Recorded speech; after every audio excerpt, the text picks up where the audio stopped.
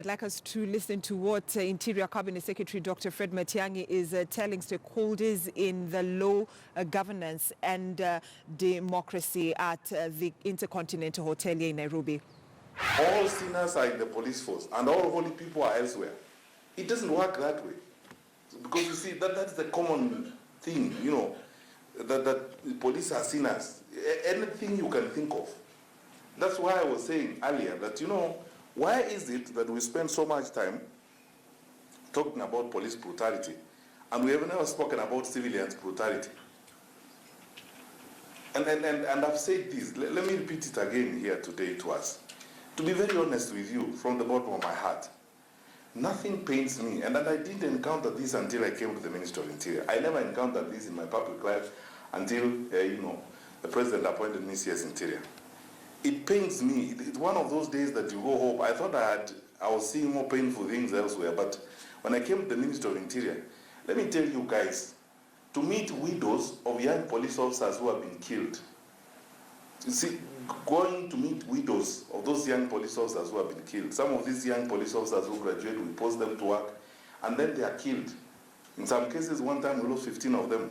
In another case, we lost police officers in Laikipia who are not even in an operation. They are actually just gone to pitch camp to start preparing where they would operate from and prepare to support anti-state efforts against anti-stock theft unit in Laikipia. And they were ambushed, a whole lot of them, including their commander, and they were killed. To meet the widows of these young families is pain that you cannot describe as a human being. And then all this in the hands of crime. To see police officers who are killed by criminals and so on. Why is it that we are quick to talk about, you know, these things and we don't address the pain that these police officers go through? The cost of providing security is not as easy as we think it is. That's why I'm challenging my colleagues who are here from civil society, that now is the time for all of us to step up efforts and educate our people on how they can enjoy their rights without hurting others, so that the police have got less work to do in the long run. Let's build a community that looks out for each other. And when we have disputes, let's deal with them as one people. The dichotomy between us in the security sector and others would change once we start with a change of attitude and engage. And therefore, I promise you, I have made this promise before. I did in April when we inaugurated our consultative policing forum, and I want to repeat it again in the presence of our colleagues from IPOA who have joined the team today.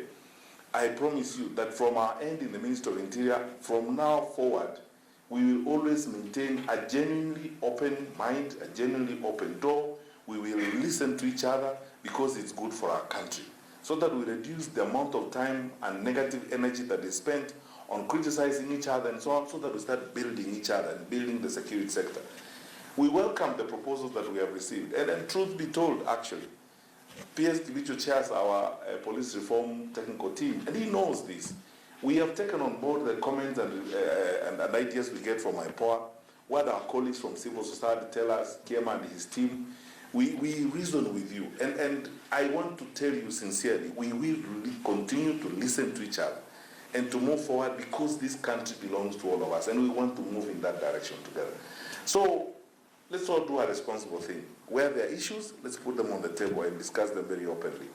And then sometimes let us also avoid, you know, going overboard on these kinds of issues. For example, I have listened times without number, and of course we are public officers, we cannot discriminate against, you know, who speaks to us and so on. Members of Parliament have come to our office in the boardroom, brought me lists, and people come and say, oh, Mr. Minister, these people were killed, extrajudicial killings. One time, I actually took the names I was given and sat down, it's about 3 or 4 months ago, and called the agencies, and we sat down with people and walked down the list that I was given. And I told people the other day, of the 13 names that I was given, 9 of them were died in the course of where our own police officers died in the process. Others were killed, you know, when they crossed over the border to Somalia. But all those things are lumped on the police. It's the police in Kenya who have done this and so on. I am not denying, and let me tell you, I do not want to be a presumptuous public servant who says things because they are politically correct. It is also true that actually in our ranks we could be having officers or individuals who commit mistakes. I am the first one to admit to you that yes, in our numbers, we also have colleagues who actually do not behave right.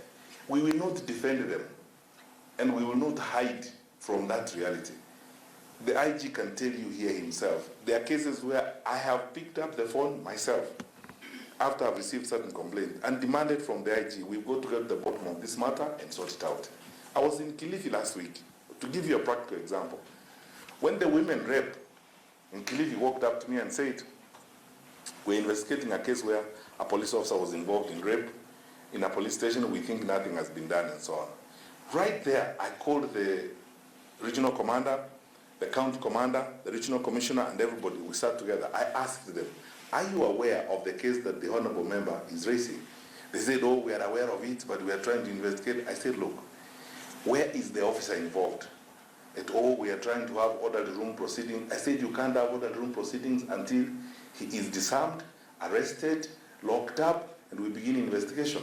And do that today. I moved aside, I called the Inspector General. The Inspector General said, that is the way it's going to happen. And the investigations continued.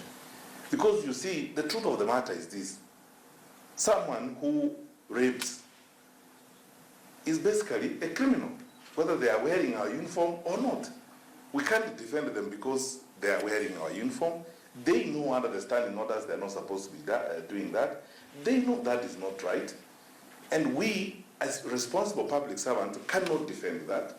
So we work together. In cases where we will actually have similar situations like those ones are dealt with in Kilifi, we will rise up to the occasion and do the right thing. And I want to tell you this, my colleagues. I have a slightly different opinion from my good friend, the chair of the Security Committee. He painted a very apocalyptic picture. You know, you are going to be harassed, you won't be liked, people don't like you. Listen, look for Mr. Macharia and Jeru. He will tell you. I would like actually to work with you in cases that are supposed to be investigated among us, the police. When you send the document to the Inspector General, give me a copy also. We work together. You will have support from us. Your work is not going to be difficult. It is going to be easy because we are going to work together with you. And we will support you with all these people. And we are going to do it in the sun, in the open. Because those days are gone. And you see his evidence. You are hardly 3 months old and we are all together. The IG has even been to your office. I have been with you, and I'm going to come to your office next week so that you tell me how we are going to move forward on the work that we are doing for the country. We must build this country forward. I want us to carry on with the attitude our president has demonstrated to us, that these things are possible. We can actually move our country forward when we talk to one another. Kama kuna shida, tunazungumza pamoja, and we move forward. So whatever support you need from us, you will get. Within the law, and we will support you. Our Inspector General is completely open-minded and ready. Those cases of investigation, but you know, there is only one catch. I want to tell you, my brothers and sisters. Let us not talk. That's not to find a case. It's as simple as that. Let's work, and I want us to publish data. Nataka kila mtu ajue how many cases are being investigated, how many have we successfully investigated. Because if you tell me we have about 900 reports, and about 700 of them have not been investigated, we have issues. That is it. So let me know why we have not investigated so many and where the problem is. Kama kuna shida, tutaongea na ndugu yetu hapa Inspector General. We support you to investigate all those cases. We will not walk back on this. It's a responsibility we have been given. We will do it very openly and very sincerely, as it were. And the cases where for sure it is possible that there somebody has killed someone in circumstances that are not,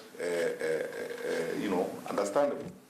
Just this morning, I hope I am not even revealing, anything I should in the IG. Just this morning, IG and I have just spoken about a police officer who shot someone dead last night, and we have agreed that after our team looked at the evidence and so on, IG and I discussed the matter this morning at 7 o'clock and agreed this thing doesn't make sense. Disarm the officer, arrest him. Let's proceed. You see, the question is, where there is genuine, this is an incident that happened in Kiambu last night, and you see between then and now, we've moved on this. Let us also refrain from the habit of, condemning police officers, even when, honestly speaking, they haven't done what we're accusing them of doing. But where there are cases where we believe wrongs have been committed, let us also honestly investigate them and pursue those cases to the end, as it were. The grand objective must not be forgotten, that we are one country, we are one nation as we move forward, and we are going to move forward. So our reforms are on course. Thanks, IG, for confirming that. I don't need to go over that. The only new addition I want to make to this is that, personally, I'm going to be almost paranoid on data. With the Internal Affairs Unit, I would like us to see how many cases have been reported to you and how many we have investigated and acted on. That is what will defend our credibility. Kenyans will not eat our words. They will believe what we do and what they see us doing. How many things have been how many cases have been reported, how many we have successfully investigated and where we've taken action. How many cases we have been given by IPOA, issues that have been raised by IPOA, and how many we have investigated. Let us not barricade and start that the usual silly business of, file has disappeared, the officer has been transferred. There is nothing like that.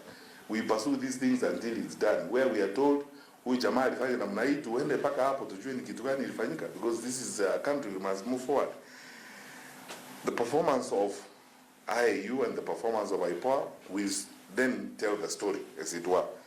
And we will always emphasize on accountability. Accountability all round as we go. What I promise is that the consultative round table on policing will continue. We will continue supporting this. Except I have two asks. I want to ask my colleagues from civil society that let us take this to the next level. I want us to build a public platform. There's nothing we should do in the dark. Let's do a public platform, whether we're going to do an electronic one, where we post the matrix, the things we have agreed we are going to do, and we hold ourselves to account, so that we tell people this is what we promised to do in March, and this is how much we have done so far. And the activities we engage in, let them be known by everybody. And my colleagues from civil society, let us sit together and address these issues. You have a task that you can do better than we can do, which is engaging in public awareness raising, training the public on the rights, on their rights, on policing, on their responsibilities over security, and on their conduct.